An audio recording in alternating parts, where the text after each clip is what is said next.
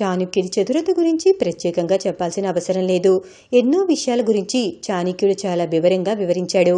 జీవితంలో ముందుకెళ్లాల్సిన తరుణంలో తీసుకోవాల్సిన జాగ్రత్తలు, ఇతరుల పట్ల వ్యవహరించాల్సిన తీరు, సమాజంలో మెలగాల్సిన తీరు అన్ని క్షుణ్ణంగా చాణక్యుడు నీతి బోధల ద్వారా చెప్పాడు. అయితే చాణక్యుడు అవే కాదు, స్త్రీల గురించి కూడా చాలా విషయాన్ని చెప్పాడు. మరి అవేంటో వివరంగా చెప్పనా?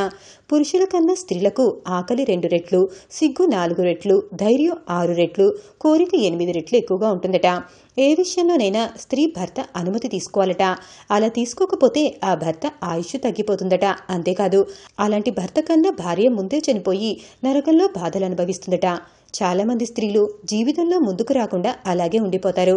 దానికి కారణం అబద్ధాలు చెప్పటం, స్వార్థం, అసూయ, కఠినంగా ప్రవర్తించటం, మూర్ఖత్వం, క్రూరత్వం వంటి అంశాలతో స్త్రీలు ఉండటమేటట. వారికి ఇవే బద్ధ శత్రువులట. పురుషుల శరీరంలో ఉన్న బలాన్ని, శక్తిని స్త్రీ ఒక్క దెబ్బతో లాగేస్తుందట. మళ్లీ ఆ బలం, శక్తి పాలు తాగుతూనే వస్తాయట.